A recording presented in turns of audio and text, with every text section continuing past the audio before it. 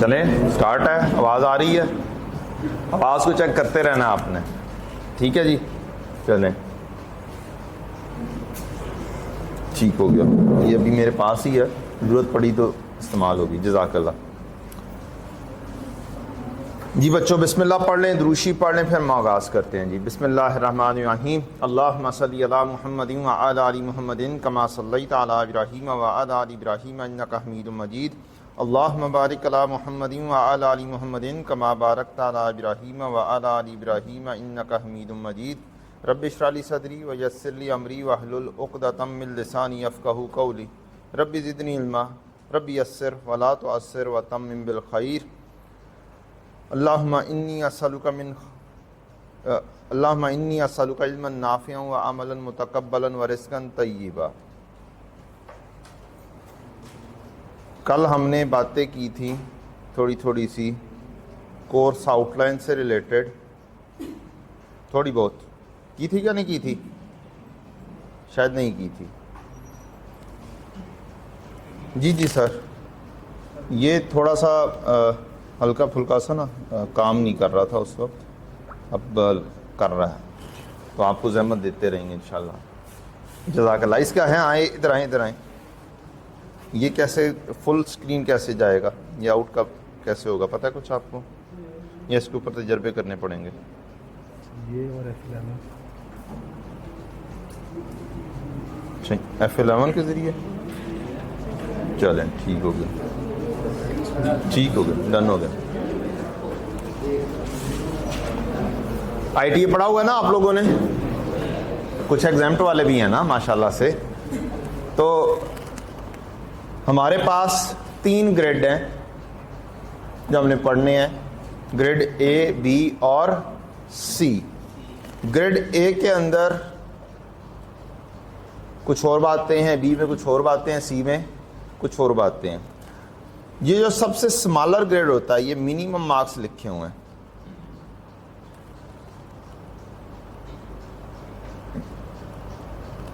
इसमें भी ज़रा सीखना पड़ेगा थोड़ा सा। ये मिनिमम मार्क्स लिखे हुए हैं। 20 मार्क्स क्या है मिनिमम? मैक्सिमम कहाँ तक आ सकता है? ये वाला 30 marks. Minimum 35, maximum 45, minimum 30, maximum 40। Examiner क्या करता होगा आपके ख्याल में जी? एवरेज लेके सवाल पूछता होगा, मिनिमम पे रहता होगा या मैक्सिमम पे जाता होगा जी? उसकी अपनी मर्जी है, बिल्कुल सही कहा। चलें देखते हैं। आप लोगों ने कंपोनेंट्स ऑफ फाइनेंशियल स्टेटमेंट्स पढ़ी हुई है ITA में। कौन कौन से होते हैं? Statement of financial position, statement of comprehensive income, statement of cash flow. तो यहां पर हमने स्टेटमेंट ऑफ कैश फ्लो बनानी सीखनी है, तब सिर्फ नाम पढ़ा था। और statement of changes in equity, तो यहां पर हमने वो बनाना सीखनी है, ठीक। फाइनेंशियल स्टेटमेंट्स भी बनाई थी, मींस फाइनल अकाउंट जिसको बोला करते थे। चैप्टर नंबर 9 गालिबन हुआ करता था आपका, ऐसे ही है। तो आप बनाया करते थे प्रॉफिट ऑर्गेनाइजेशन का। तो यहाँ पर वही फाइनल अकाउंट हमने बनाना है, balance sheet, statement of financial position बनानी है नॉन प्रॉफिट ऑर्गेनाइजेशन की। Prepare financial statement for non profit, ऐसी ऑर्गेनाइजेशन जिसका मकसद प्रॉफिट कमाना नहीं है। NGO टाइप, ईदी फाउंडेशन, आपका फेवरेट ICAP भी क्या है? नॉन प्रॉफिट ऑर्गेनाइजेशन है। उसका मकसद प्रॉफिट कमाना नहीं है। वो अलग बात है जो आप सोच रहे हैं, ठीक है जी। कुछ गलतियां आपने सीखी हुई हैं ठीक करना इंट्रो के लेवल पर। एक गलती कर दी, उसको क्या करना है? सही करके लिखना है। वो यहाँ पर भी मौजूद है और ज़्यादा डिटेल में मौजूद है, ये भी हम सीखेंगे। फिर कुछ गलतियां जिनका पता ही नहीं चला, करंट ईयर में गलतियां हुई, पता ही नहीं चला। मसलन 2022 में गलतियां हुई, पता नहीं चला। 2023 में भी पता नहीं चला, 2024 में जाके पता चला कि वो 2022 में क्या हो गई थी, गलतियां थी, और वो ऐसी गलतियां थी कि जो ठीक होना बहुत ज़रूरी। तो फिर उन गलतियों को कैसे ठीक करना है, ये है IAS 8 प्रायर ईयर्स एरर से रिलेटेड। कुछ और चीज़ें भी होती हैं इसमें, मसलन एक पॉलिसी चेंज भी होता है।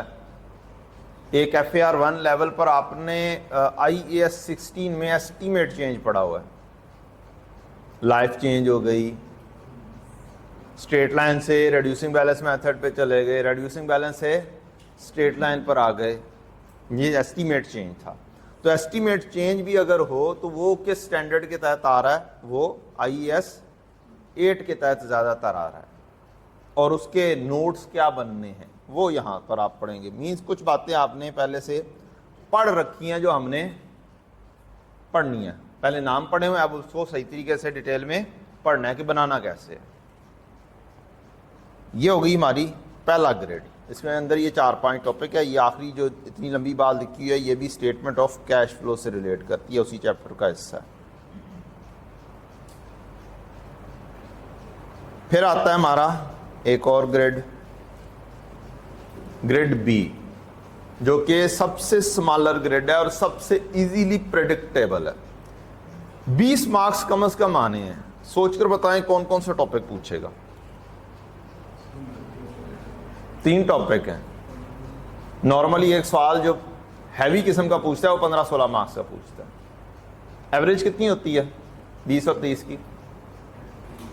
25। एक हिसाब से 25 मार्क्स अगर हम ज़हन में रखें तो कम से कम 2 चैप्टर तो इनमें से आएंगे कि नहीं आएंगे?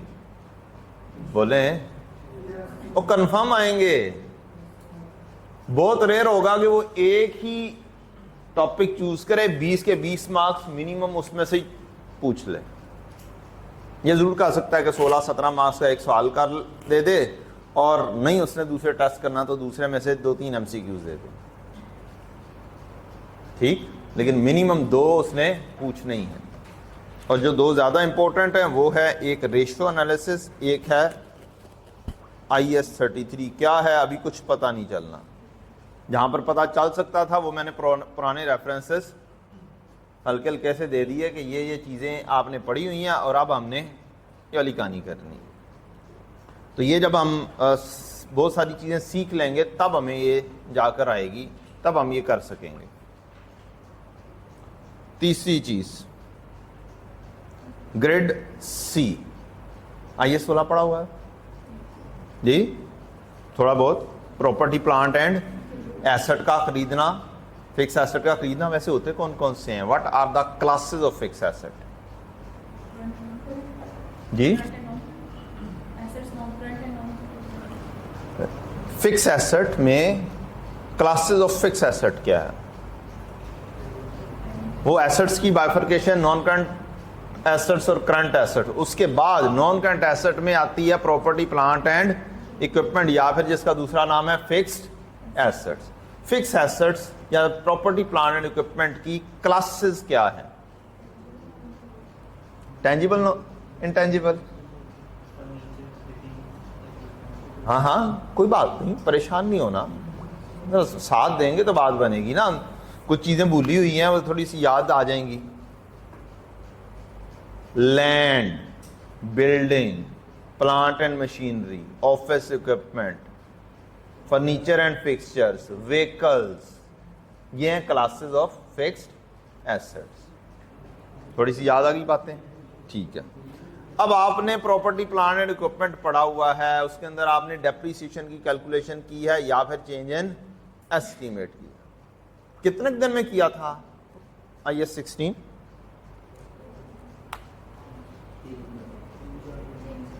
बस ना करें यार, you people are genius people, माशाल्लाह से, ब्रिलियंट, वेल डन। जनाब यहां पर वही प्रॉपर्टी प्लांट एंड इक्विपमेंट है और बहुत हाई लेवल पर। सबसे ज्यादा कोर्स अगर किसी चैप्टर का है तो वो इसका है, IAS 16 का। अगर हमने अच्छे तरीके से पढ़ना है, रिवीजन तो मैं भी एक दिन में करवा सकता हूं, ठीक, अगर रिवीजन स्टाइल में चलना है। लेकिन हमने क्या करना है, पढ़ना है और पेपर पास करना है। इसकी मुख्तलिफ किस्म की वैरायटी सीखनी है। तो उसके लिए हमें क्या चाहिए, डिटेल किस्म की प्रैक्टिस। और ये वाला चैप्टर जो IAS 16 है, क्या फाइनल काउंट में भी आया करता था? आया करता था, ठीक। तो ये वाला एक ऐसा चैप्टर है जो तकरीबन हर चैप्टर के अंदर फिट इन होगा, बल्कि ये सारे चैप्टर फिट इन होंगे। प्रॉपर्टी प्लांट एंड इक्विपमेंट से ही रिलेटेड ये पूरा ग्रेड है। पहला क्या, IAS 16 गायब हो गया यार, ये क्या हुआ?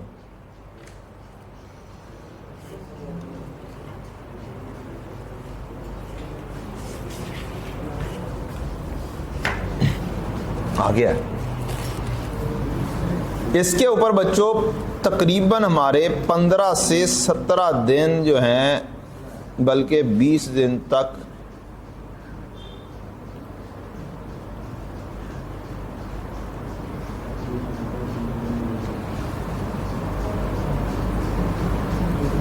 इसी पर ही लगेंगे।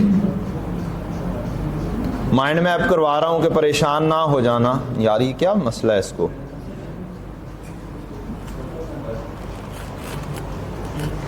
असल में आज इस लैपटॉप के साथ ना हमारा पहला दिन है और ये हम इसके साथ यूज टू उतने नहीं है, कुछ इसकी सेटिंग्स होने वाली है। 15 से 17 दिन, 20 भी लग सकते हैं, 22 भी लग सकते हैं।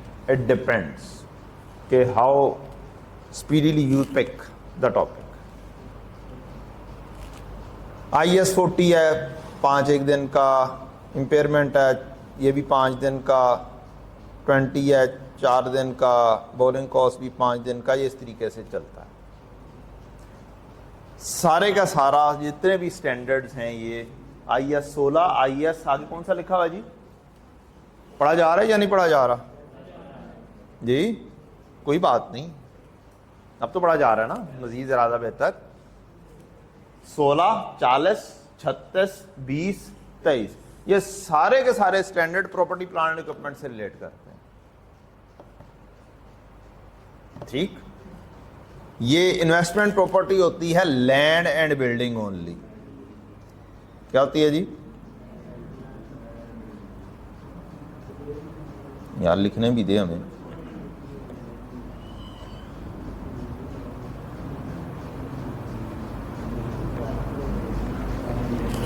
अगर हम रेंट पर दे दें तो फिर यहां पर आ जाती है। क्या कर दें? अभी के लिए इतनी बात काफी है। इंपेयरमेंट, एसेट की वैल्यू का कम हो जाना। एक्सीडेंट हो गया कोई एसेट, तो अब उसकी अकाउंटिंग कैसे होगी? कोई भी एसेट है, गाड़ी है, आप लेके जा रहे हैं और सामने से एक, नहीं यार ट्रक में जरूर मारनी है, क्यों? खंबे में भाईजान ने गाड़ी नहीं स्टार्ट की सीखना और खंबे में दे मारी। खंबे का नुकसान करें ना किसी और का ना। तो अब जो गाड़ी है उसकी वैल्यू कम होगी या ज़्यादा होगी? गिर जाएगी ना, बहुत ज़्यादा गिर जाएगी। तो ये अब कैसे इसको अकाउंट फॉर करना, अकाउंटिंग इसकी कैसे करनी है, ये है impairment of property plant and equipment. फिर कोई हम एसेट लेते हैं, उसके लिए गवर्नमेंट कहती है आपको कि गवर्नमेंट आपको पैसे देगी। आप इस इलाके के अंदर फैक्ट्री लगाएं, फलाने इलाके में फैक्ट्री लगाएं, ये बहुत अंडर डेवलप है, यहां पर फैक्ट्री लगाएं, यहां के लोगों को रोजगार मुहैया करें, तो गवर्नमेंट क्या करेगी? आपको हेल्प करेगी, गवर्नमेंट आपको कुछ पैसे देगी। तो उसको बोलते हैं गवर्नमेंट ग्रांट्स। तो इसको कैसे, गवर्नमेंट ग्रांट को कैसे अकाउंट फॉर करना है जब हम एसेट खरीद रहे होंगे और कहानी। बोरिंग कॉस्ट्स, बोरिंग क्या होती है जी? लोन वगैरह लेना। तो हमने लोन लिया हुआ है और फिक्स एसेट के लिए लोन लिया हुआ है, तो अब ये किस तरीके से अकाउंट फॉर होगा, और नॉर्मल अंदाज में अगर हमने लोन लिया हुआ है तो वो किस अंदाज में अकाउंट फॉर होगा, अकाउंटिंग कैसे होगी। ये हमारा ग्रेड हो गया सी। कितने मार्क्स? Minimum 30, maximum 40।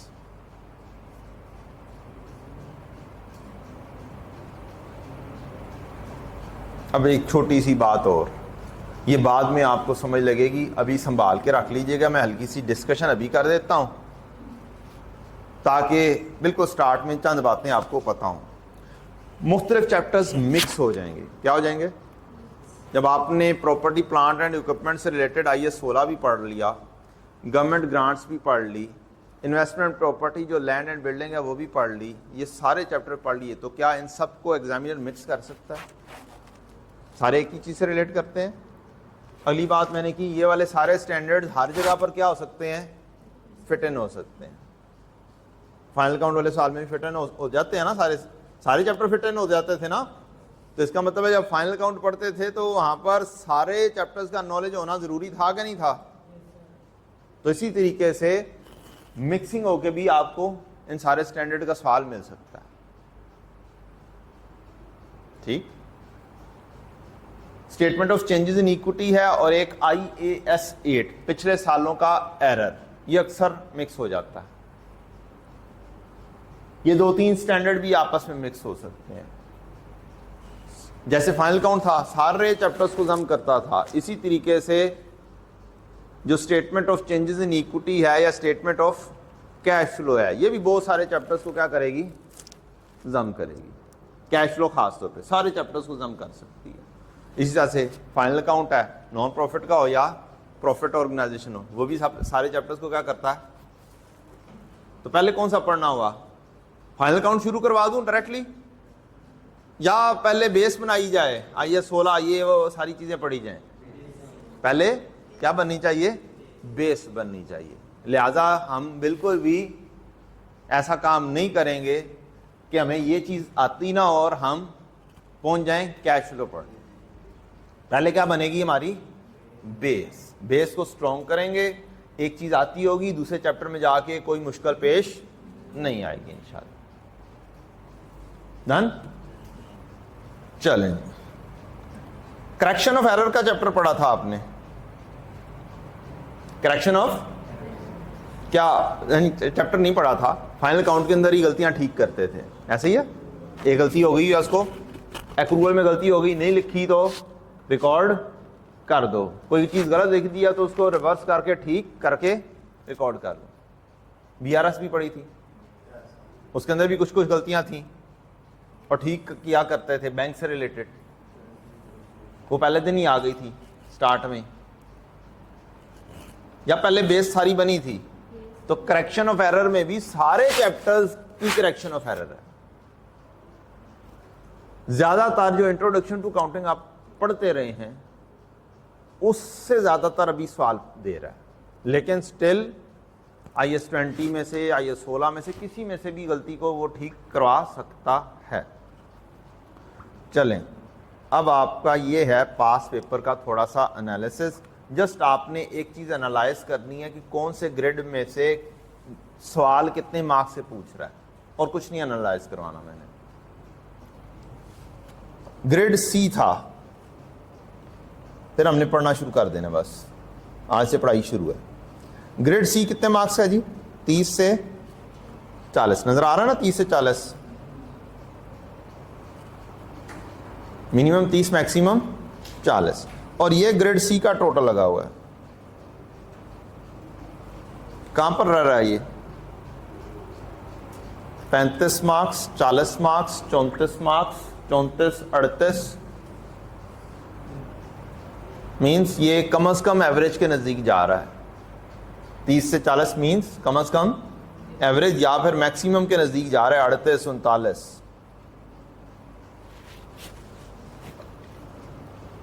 जो ग्रेड B है, मिनिमम 20, मैक्सिमम 30, इसकी क्या किस पर जा रहा है?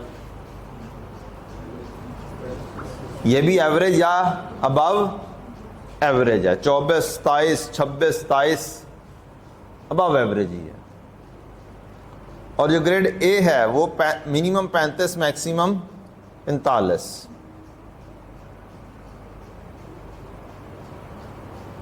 ये भी रफली एवरेज है या तक, हाँ एवरेज के नज़दीक ही है। तो समझ क्या लगी? तकरीबन सारे के सारे आपके लेवल पर जो क्वेश्चन पूछे जा रहे हैं इस कोर्स में FAR1 में, ये तमाम ग्रेड्स किस पर जा रहे हैं? मेजरली एवरेज के ऊपर जा रहे हैं। चलें, डन हो गया। अब फिर हम चलते हैं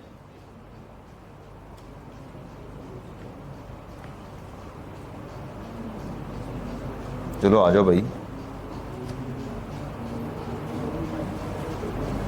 हाँ, IAS 16 से बच्चों हम स्टार्ट करेंगे।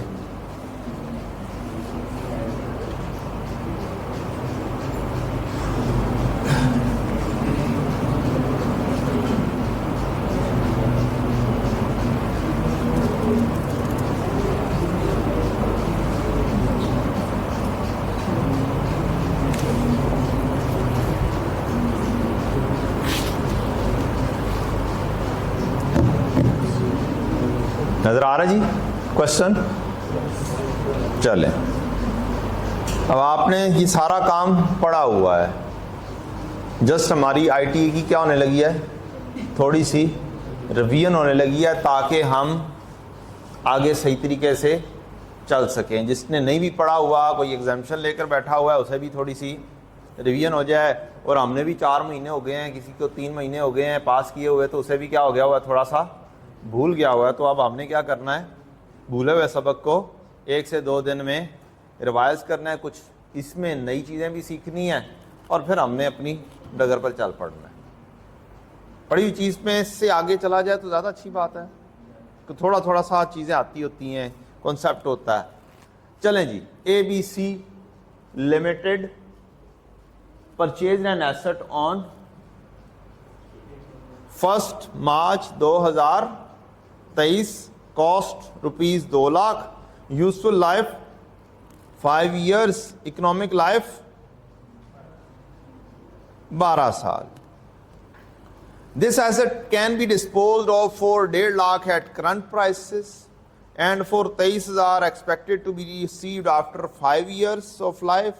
Further, a 5 years old similar asset can be disposed of for 20,000 at current prices, and for 29,000 at prices expected to be received after 5 years useful life. Requirement हमें डिप्रिसिएशन मालूम करनी है अंडर स्ट्रेट लाइन मेथड। सबसे पहले straight line में depreciation करने का formula थोड़ा बहुत तो याद होगा। Depreciable amount over useful life, ये 1 साल का क्या कर देता है? डेप्रिसिएशन देता है। ठीक हो गया। हमारा ईयर एंड क्या है? इकतीस दिसंबर। 1 साल की आ जाएगी। हमने इस साल में यूज कितना किया जी?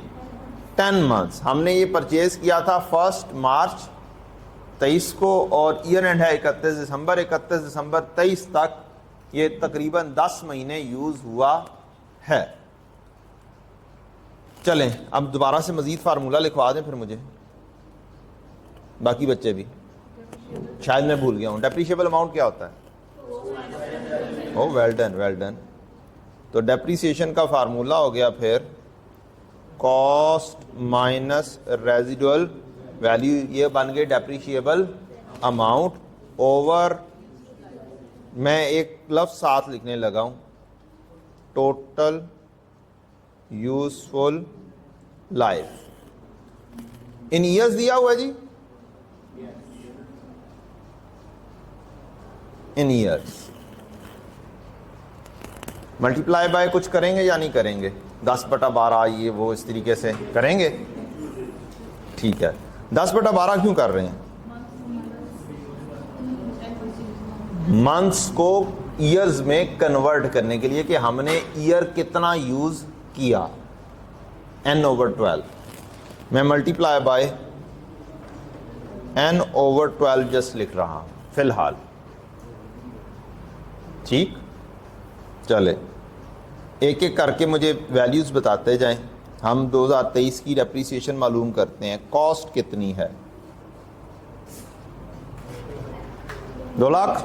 वेल डन, सारी बातें याद है माशाल्लाह से आपको। नजर सही आ रहा है ना? ये तो मसला नहीं है कि मैं बोर्ड पे नहीं लिख रहा।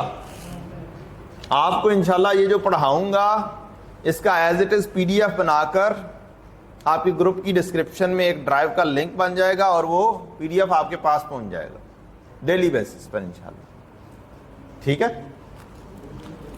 2 लाख रुपया माइनस रेजिडुअल वैल्यू कितनी है?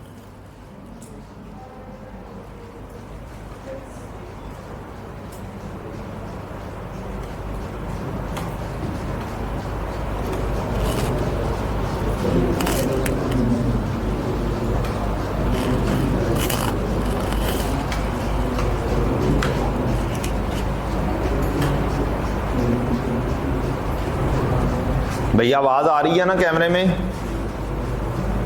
बेटा कैमरे में आवाज आ रही है ना? ये चेक करते रहना। रेजिडुअल वैल्यू कितनी है? 23,000 जी। Any other person? अभी एक बच्चे ने ये वाली वैल्यू को चूज किया है, ये वाली वैल्यू को चूज किया ना आपने?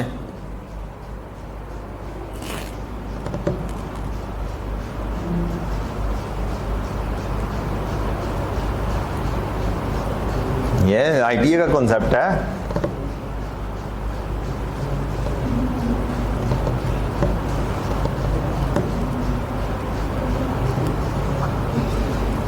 चले, अगर एक चीज नहीं समझ लग रही तो क्या पेपर में उसके पीछे पड़े रहना चाहिए? एग्जामिनेशन टेक्निक्स के ऊपर बात। एक चीज उतनी नहीं समझ लग रही तो क्या उसके पीछे पड़े रहना चाहिए या काम को जो दूसरी चीजें अवेलेबल है वो पूरी कर देनी चाहिए? जिसका पक्का श्योर है, श्योर किस चीज का है फार्मूले में आपको लाइफ का पता है ना? तो अगर मैं यहां पर 2 लाख लिख दूं माइनस रेजिडुअल वैल्यू जोन सी भी आएगी वो लिखी जाएगी। क्या 5 साल का आपको पता है? तो पेपर पॉइंट ऑफ व्यू से अगर मैं बात करूं, कोई चीज पूरे सवाल में अगर नहीं आती है, एग्जाम में टाइम क्या है, शॉर्ट है, तो वो चीजें पहले मुकम्मल करो जोन सी चीजों के बारे में क्या हो, श्योर हो। जो सी चीज पता चल रही है, फार्मूला लिखा, जो सी चीजें पता हैं वो चीजें पहले क्या करो, मुकम्मल करो। बाकी बातें बाद में सोचेंगे। टाइम मिला सोचने का तो सोच लेंगे, ना मिला तो आगे। अब हमारा पेपर MCQ बेस्ड नहीं, MCQ बेस्ड में या तो सही है या गलत। इवन बिस्मिल्लाह पढ़ के आपने टिक लगा दिया, सही हो गया तो वो सही, और अगर 10 मिनट की कैलकुलेशन में गलत कैलकुलेशन करके गलत आंसर लगा लिया तो गलत। यहां पर ऐसा नहीं, यहां पर जो लिखा होगा ना उसके मार्क्स मिलने। आपने फार्मूला लिख दिया, फार्मूले के अंदर एक ये चीज, एक ये चीज, एक ये चीज, 3 चीजें पुट इन कर दी हैं, एक चीज का नहीं पता, तो आपको इन 3 चीजों के मार्क्स मिल जाएंगे। मार्क्स कटेगा तो यहां पर जो इस हिस्से की गलती हुई है उसके मार्क्स कटेगा, बाकी सारी चीजों के मार्क्स आपको मिल जाएंगे। बात क्लियर हुई? तो लिहाजा आपने सबसे पहले तो घबराना नहीं है। सीए पास करना बहुत आसान है अगर आप तरीके से चलें, सिर्फ तरीके से चलें, ड्यू काम जल्दी जल्दी करें, जिस हद तक आता है वो वाली चीजें एक्सट्रैक्ट करें, इजी मार्क्स या करें, एक्सट्रैक्ट करें और पुट इन कर दें। ये मैं बातें रूटीन में बोलता रहूंगा। क्या आपको n/12 पता है? 10/12 आना है। आपका साल क्या था? Define your year first. ये अपनी जिंदगी का असूल बना लें। क्या बना लें? अपनी जिंदगी का असूल बना लें, क्योंकि जिंदगी में अभी R1 आना है, CMA आना है, R2 आना है, MFA आना है, CFAB 1 आना है, MSA आना है। जहाँ पे सब जगहों पे क्या है, अकाउंटिंग से पाला पड़ना है, मैथमेटिकल सब्जेक्ट में पाला पड़ना है। तो वहाँ पर एक अगर आप अपना असूल बना लें कि आपने हर सवाल के अंदर सबसे पहला काम ये करना है, ये देखना है कि आपका ईयर कौन सा है। ईयर 31 दिसंबर पर एंड हो रहा है, 30 जून पर एंड हो रहा है, 31 मार्च पर एंड हो रहा है, कब एंड हो रहा है, ये देखना है। अगर यही वाला ईयर एंड नीचे 30 जून लिखा होता, फिर कितने महीने यूज हुए होने थे? 30 जून अगर ईयर एंड होता तो फिर मार्च, अप्रैल, मई, जून 4 महीने हुए होने थे यूज। फिर 4/12 से डिवाइड होना, मल्टीप्लाई होना था। यही 30 सितंबर लिखा होता तो ईयर एंड 30 सितंबर लिखा होता तो फिर 7 मंथ हो जाने थे। मार्च, अप्रैल, मई, जून, जुलाई, अगस्त, सितंबर, 7 मंथ्स।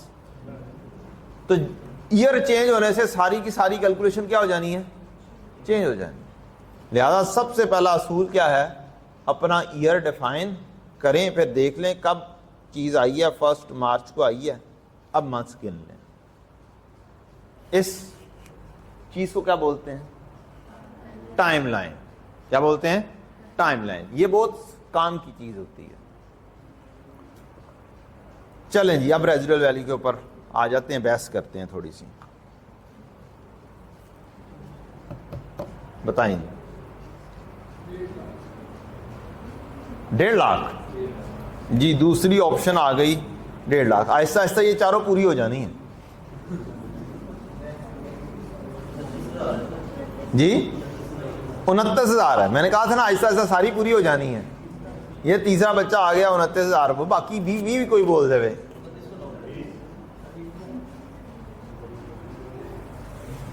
मैंने हर बंदे से, जो उनसे सब बंदा बोल रहा होगा ना, उससे लॉजिक पूछनी है। अब आओ, अब बताओ, तुक्काशाही नहीं चलानी, लॉजिक, स्टैंडर्ड की बात। स्टैंडर्ड क्या कहता है, पढ़ा हुआ है, ये कंफर्म है कि ITA के सिलेबस का ये पार्ट है। 23,000 लॉजिक। अब मैं लॉजिक के ऊपर आ गया हूं।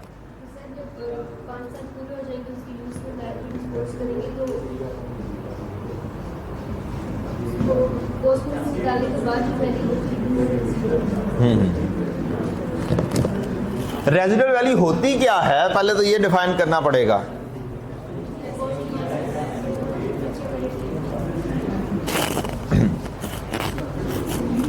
चलें, 1 minute, just wait a minute, चीज को समझ लेते हैं ना। फिर यहां पर आपने क्या किया है,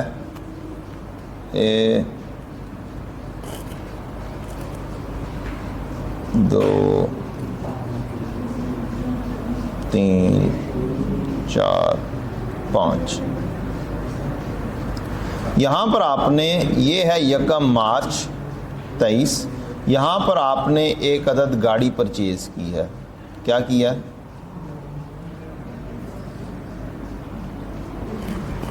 सही बन गई है गाड़ी, अब सही है। चले, आपने ये कार परचेज की है, यहां पर इसकी कॉस्ट है $2 लाख।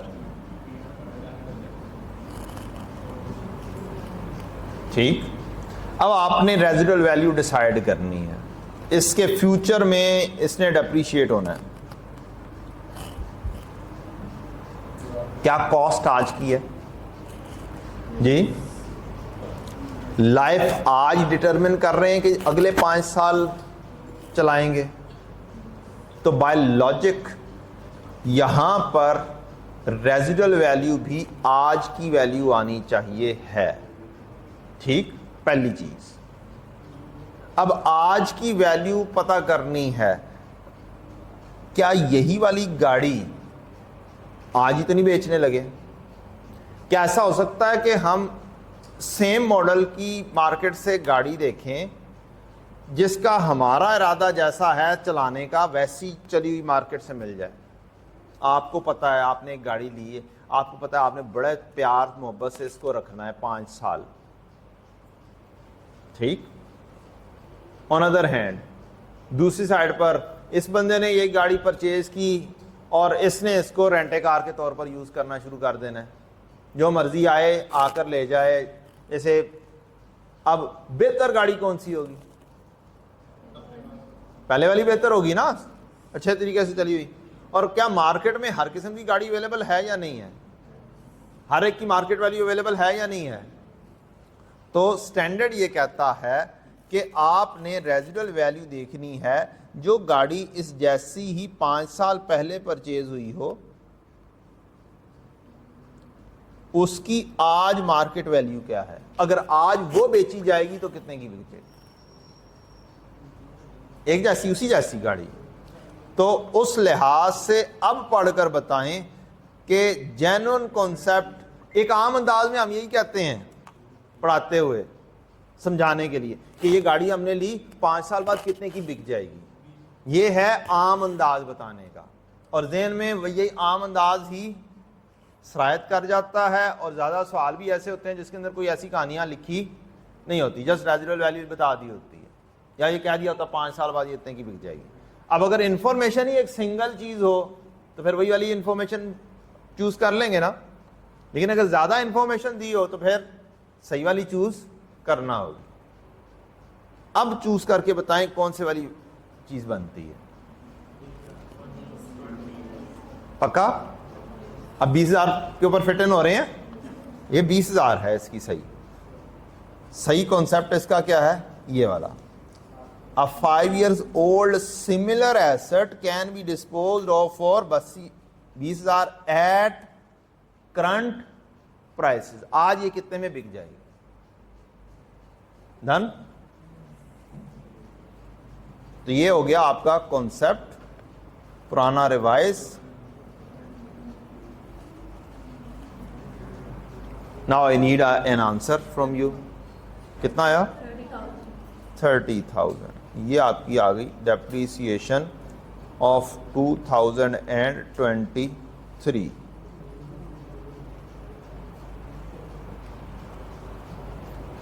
अगर हमने डेप्रीसिएशन 2024 की निकालनी हो तो फिर 2 लाख माइनस 20,000 तकसीम 5 साल। अब मल्टीप्लाई बाय 1 लिख दें या 12/12 लिख दें, 12/12 लिख दें, कोई फ़र्क नहीं पड़ेगा। 1 ईयर 36,000। Well done. आपको रेजिडुअल वैल्यू का सही वाला कॉन्सेप्ट पता चल गया। क्या है भला? कोई और सिमिलर एसेट जो आज की वैल्यू के ऊपर बिक रहा हो। यह है genuine concept of residual value. आम अंदाज में क्या है? हमारा ही एसेट 5 साल बाद लाइफ पूरी कर लेगा तो बिक जाएगा। यह है आम कॉन्सेप्ट। प्योरली जब 3-4 वैल्यू दे दी जाएंगी तो फिर सही वाली वैल्यू चूज कैसे करनी है, ये है। क्लियर होगी कहानी? ठीक है, वेल डन। आप तो बहुत अच्छे बच्चे हैं माशाल्लाह से, पढ़ने वाले बच्चे हैं।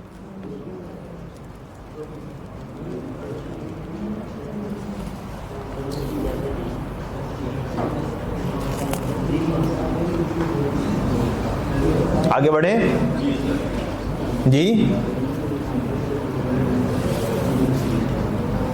को बहुत स्पीडी तो नहीं पढ़ा रहा मैं,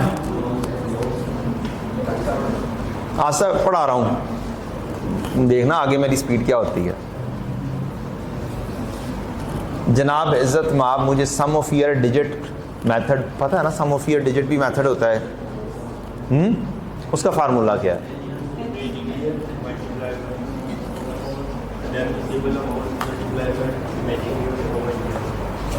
multiply by remaining life over sum of year digits. ठीक है, फार्मूले से याद है, रटे अच्छे लगे हुए। और एक और प्रोडक्टिव आउटपुट मेथड का फार्मूला,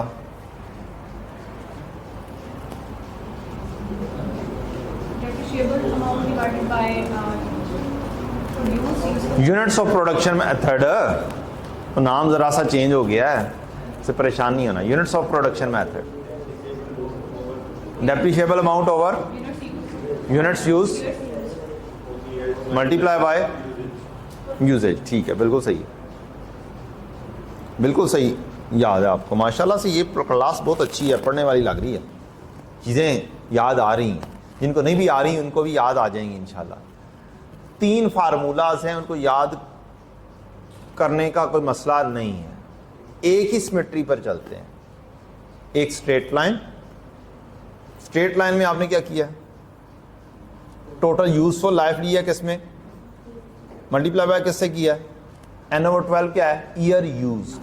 क्या है, ईयर यूज्ड। उस साल का जो सा भी साल है, उस साल में कितना यूज किया।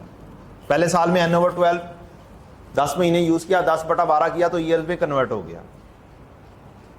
ठीक, अब मैं जस्ट फार्मूला याद करने के लिए 2-3 बातें लिखने लगा हूं। Depreciation, straight line, cost minus residual value, ये हो गई डेप्रीशिएबल अमाउंट, डिवाइडेड बाय, मैंने टोटल जानबूझ के लिखा था, टोटल ईयर नहीं, ईयर यूजफुल लाइफ लिखता था, टोटल यूजफुल लाइफ।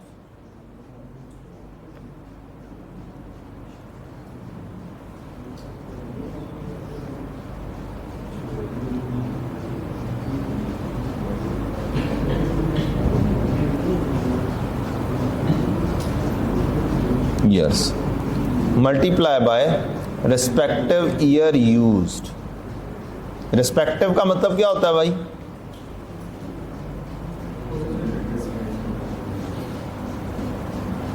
बहुत ही सेंसिटिव है ये वाला लैपटॉप, इसकी कहानी कोई सही करवानी पड़ेगी।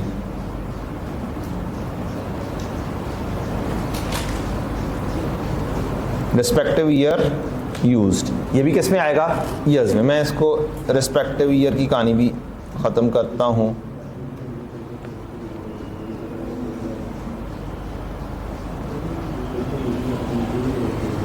यूजेज लिखता हूँ इन ईयर्स। यार क्या है,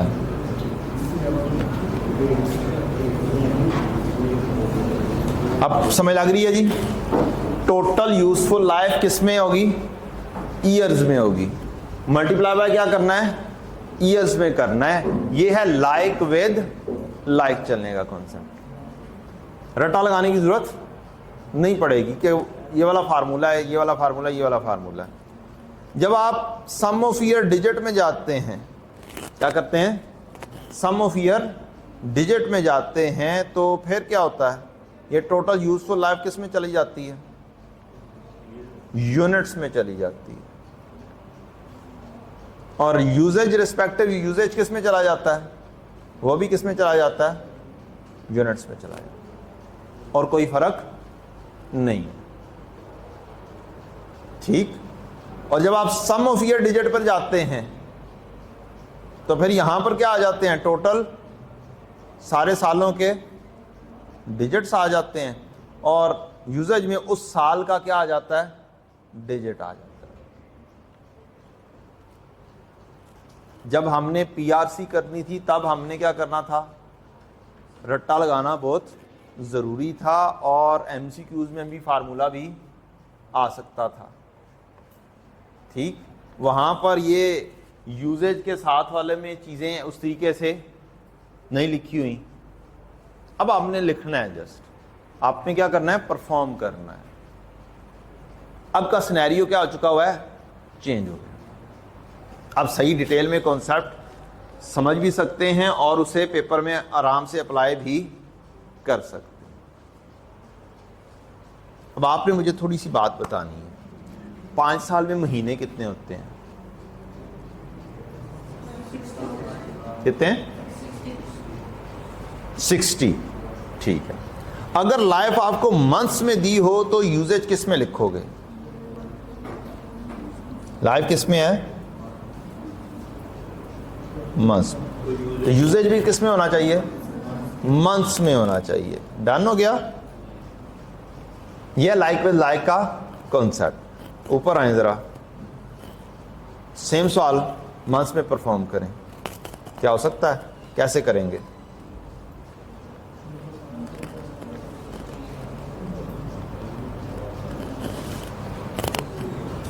क्या कॉस्ट 2 लाख है, रेजिडुअल वैल्यू 20,000 है, over 60 months multiply by only क्या लिखा जाएगा, 10 लिखा जाएगा। This is the concept of like with like. परेशानी नहीं, ओनली कॉन्सेप्ट। आंसर लें, क्या 30,000 आता है सेम जी? दूसरे साल में 2 लाख ज़्यादा तो नहीं हो गए सफ़र?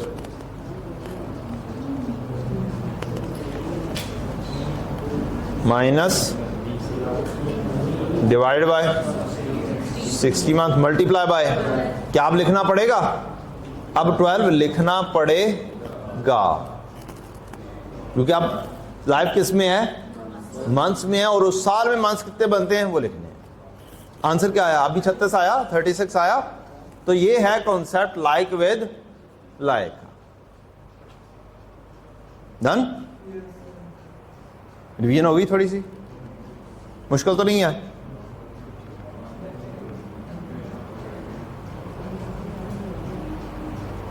चलें, मैंने तो आसान काम करवा दिया, आप जरा पेज के ऊपर जरा सा मुश्किल काम करें। सम ऑफ ईयर डिजिट्स के तहत पहले और दूसरे साल की डेप्रिसिएशन निकाल, 2023 और 24 की सम ऑफ ईयर डिजिट के तहत क्या मालूम कर दें, डेप्रिसिएशन मालूम कर दें।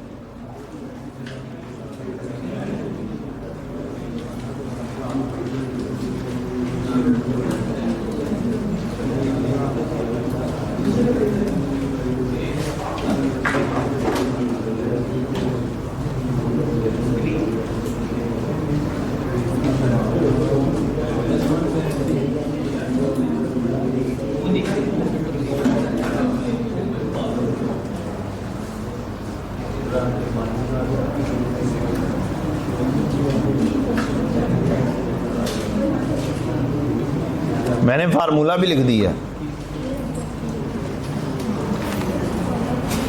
मैंने फार्मूला भी लिख दिया है, वही वाला फार्मूला है, कोई चेंज नहीं है।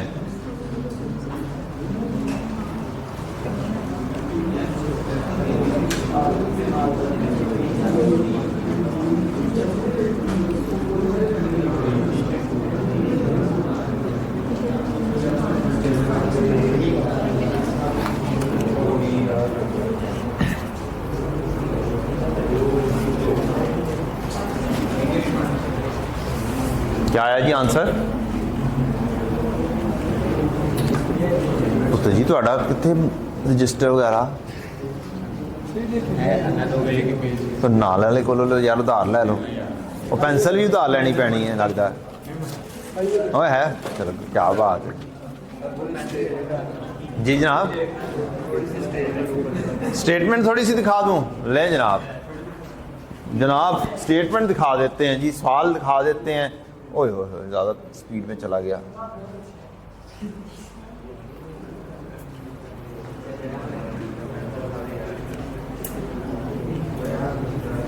हाँ जी बेटा जी, चलाओ ना आगे, थोड़ी सी कहानी को आगे चलाओ, मूव करो। पहले बैठे बस देखे जा रहे थे कि चलता पे। ओ एक्टिव होना है थोड़ा सा।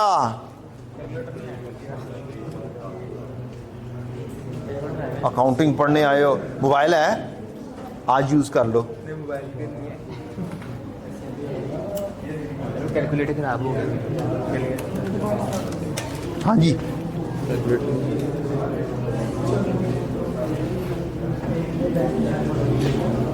अल्लाह खैर कर दे।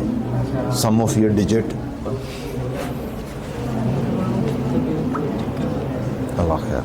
कोई पानी शानी मिला मंगवाऊँ? पक्का न आ सकता है, 1 मिनट में आ जाएगा पानी। नहीं सर,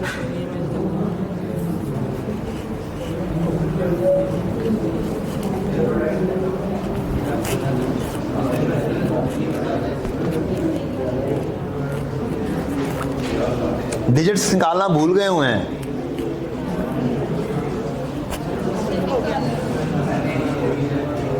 निकाल ली हैं, ठीक है। आगे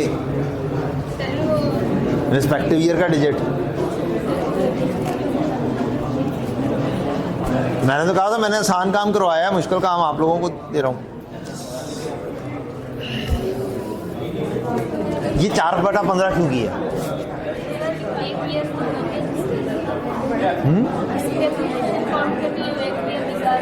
तो बटा 15 तो इधर भी कर दिया हुआ, तो 2 दफा हो जाएगा।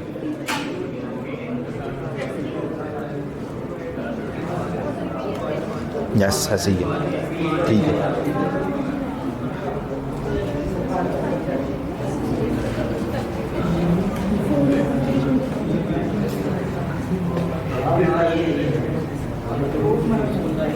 सही चल रही हो, ठीक है, सही चल रही हो, कैलकुलेट करो जी। हाँ जी, पढ़ा ही नहीं हुआ चैप्टर, जिस मेथड से किया वैसे कर लो। है मैं तो आके देख रहा हूँ कि क्या चल रहा है। जिस मेथड से किया उस तरह मेथड से कर लो, मैंने रोका है।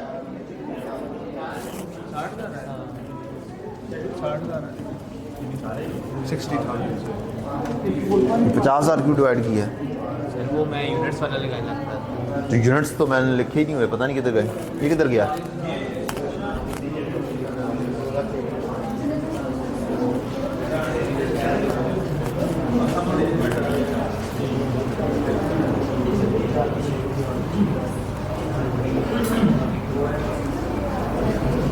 हाँ जी जनाब, 50,000 से क्यों डिवाइड किया है? यूनिट्स कहाँ पे लिखे हुए हैं? और यूनिट्स की कहानी तो मैंने भी कही नहीं, मैंने तो सम ऑफ ईयर डिजिट की बात की है। यूनिट्स उठा के लिखना शुरू कर दी हैं। इसको कहते हैं सवाल कुछ पूछा गया और दरमियान में एक अदर इंफॉर्मेशन मौजूद है और आपने वो उठाई और वो यूज कर दी। सवाल कहा गया है कैसे करना है, सम ऑफ ईयर डिजिट से कहा गया है। आप यूनिट्स पता नहीं क्यों ढूंढना शुरू कर दिए और यूनिट्स आपने यहां से पिक किए हैं, यूनिट्स प्रोड्यूस, और वो वाला सवाल कर दिया। वो तो अगली कहानी है जी। कॉस्ट कितनी? डेप्रीसिएशन कौन से साल की मालूम करनी है? पहले साल की। 2023 पहला साल है। कॉस्ट कितनी है जी? -20,000। Sum of year digits, total sum of digits निकालने के मुख्तलिफ तरीके हैं। एक तरीका है अगर साल कम हो तो वो, और दूसरा तरीका अगर साल ज्यादा हो तो कैसे करना है। अब साल कितने लाइफ है? 5। तो सम ऑफ डिजिट्स निकालने का एक तरीका है 5 + 4 + 3 + 2 + 1। एक एक कम करते जाएं और लिखते जाएं। 15 हो गए पूरे। मल्टीप्लाई बाय पहले साल का डिजिट क्या है? ये है पहले साल का डिजिट। दूसरे साल का डिजिट 4, तीसरे साल का डिजिट 3। आपने क्या करना है? पहले साल का काम करना है तो मल्टीप्लाई बाय क्या कर देना है? 5। आंसर आ जाएगा।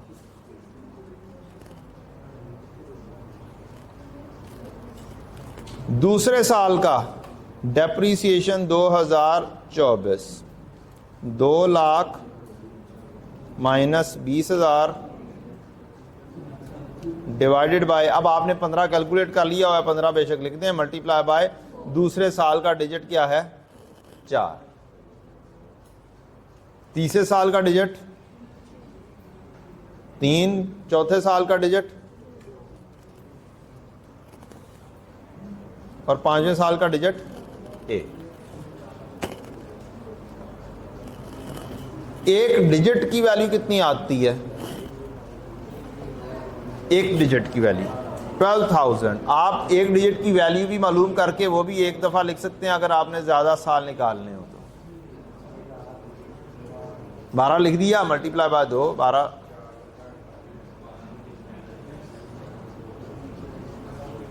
अब आप पेपर पॉइंट ऑफ व्यू से ऐसे कर सकते हैं। डिजिट्स निकालने का तरीका कार क्या है? पहला साल कितने, लाइफ कितनी दी हुई है, तो पहले साल का डिजिट क्या होगा उसकी लाइफ के बराबर। आप लोगों ने ये चीज पढ़ी थी इंट्रोडक्शन टू काउंटिंग में, रेस्पेक्टिव ईयर डिजिट जो मैंने लिखा है लाइक विद लाइक लाने के लिए, आप लोगों ने यहां पर रिमेनिंग लाइफ पढ़ा था शायद, ऐसे ही है। तो कॉन्सेप्ट चेंज नहीं है, कॉन्सेप्ट वही है, रिमेनिंग लाइफ निकालने का तरीका कार।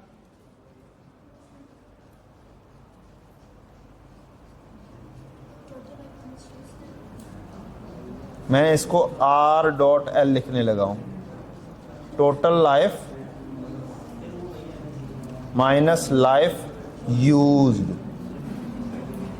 पहला साल है, 5 में से 0 निकलेगा, 5 आ जाएगा। दूसरा साल है, 5 में से 1 साल यूज हो चुका हुआ है, 4 आ जाएगा। तो इतने बखेड़ों में पढ़ने की जरूरत नहीं है, एक एक साल क्या करते जाओ, कम करते जाओ। और इसके अंदर डेट का कोई किरदार नहीं होता, कब आपने खरीदा है। 2023 में खरीदा, चाहे 10 महीने बाद खरीद रहे हैं, सिर्फ 2 महीने रहते हैं, पहले साल का डिजिट क्या होगा, 5 लग जाएगा। इसमें n/12 कहानी नहीं है, n/12 ईयर्स में कन्वर्ट करने के लिए किया जाता है, लाइक विद लाइक लाने के लिए। ठीक हो गया? टाइम क्या हुआ? अच्छा खासा हो गया होगा, बता ही नहीं रहे हो। 10-15 हो गई। कितने बजे तक क्लास थी हमारी? 10:30 तक। ठीक है, आज याशी करो। होमवर्क अभी मेरी बुक रास्ते में है, लाहौर से फैसलाबाद पहुंच रही है। हाँ, इंपोर्ट हो रही है। मैं लाहौर से हूँ, चूंकि लाहौर से बिलोंग करता हूँ, लाहौर में ही पढ़ाया करता था। अब यहाँ पर आपके पास आया हूँ पढ़ाने के लिए आपको, तो बुक वहीं पे थी, वहीं से चल कर आएगी ना, पैदल आना है उसने। उम्मीद है कल परसों तक आ जाएगी, फिर इंशाल्लाह आपके पास बुक होगी, कोई टेंशन नहीं होगी इंशाल्लाह। जी बेटा, लाहौर अच्छा के फैसलाबाद? फैसलाबाद अच्छा जनाब, मैं जनाब